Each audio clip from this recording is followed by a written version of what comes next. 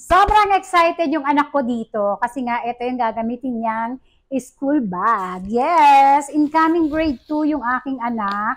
Pero meron na siyang Spider-Man, yung maliit na pwedeng pang kinder, yung pinakita ko sa inyo na 100 plus. Yun naman kasi gagamitin niya kapag ka mga notebooks lang. Minsan kasi may mga ganun, di ba?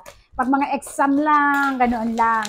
Ito na talaga yung kanyang bag. Mare, ang ganda nito. Tingnan nyo. Wow! Ito yung pinili niyang kulay. Siya talaga pinapili kong kulay. Look at that! It's so pretty! Ang ganda-ganda niyo. Ano, excited na. Nangangatal-ngatal pa. Oh, grabe. Ano siya ha? Ang ganda ng quality. Pagbukas pa lang, diyan ka muna plastic. Plastic yung pinaglagyan din yung tao. Charot. So, ito yung bag na talagang gagamitin ng anak ko pang school bag. Yung Spider-Man, gagamitin niyo yun kapag kami mga exam lang sila. Ito, sobrang ganda. The quality, sobrang perfect niya, mga mare. Sobrang kapal ng tela.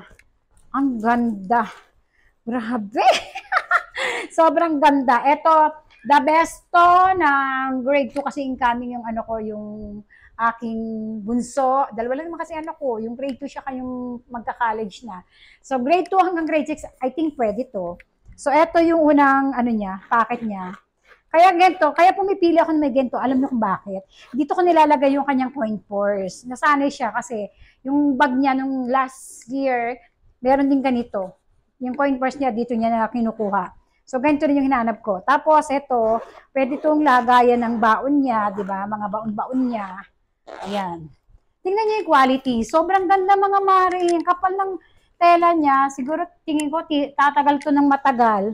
Basta maging maingat lang. Yung tipong hindi magdudumi. Ang ganda ng tela niya eh. Packet. And then, ito yung another packet na, ano tawag dito? Basta, hindi ganito.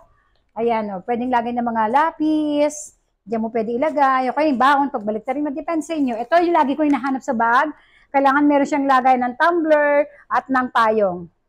Magkabilang side. Lagi ako naghahanap ng ganito sa bag. Kasi di ba pag payong, basa. O kaya yung tumbler. And then ito na yung pinaka main compartment niya. Grabe yung ano nito, yung tawag dito. Ito oh, yung tela niya, tingnan nyo, yan.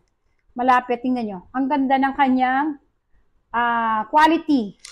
Ito yung loob niya. Uy, ang galing. Ayan. Tingnan niyo yung quality ng kanyang loob. Ang ganda. Ang laki rin. May lagayan dito, pwede ng mga papel niya. Tapos yung books, ito, may ganito rin garter. Para yung books hindi laglag ng laglag, di ba? Kalimitan na lalaglag. Pwede mong itali rito yung books niya. Ganda mga mari. Ito yung kanyang handle. Makapal. Ayan. Tinitingnan ko rin yung mga ganyang bagay. Saka ito. Makapal yung padding. And especially yung likod. Kailangan hindi siya masasaktan. Tingnan niyo. Ang ganda, Mars. Sabi nila, nung binili ako nito, dati daw itong nasa 800 or 500. Ngayon, nasa, ano ko lang siya nabili, 300 plus. Napakamura niya. Ang ganda niya, Mars. Ang ganda. Mall quality talaga. Oh, sobrang ganda. Grabe, ang ganda. Ang ganda-ganda niya, mga Mars. Ibili niyo yung anak niyo, may ibang kulay nito ha, may pambabae. Meron ding ano, ano pa ba? Ibang kulay nga, yun nga, may pambabae. Ang ganda kasi.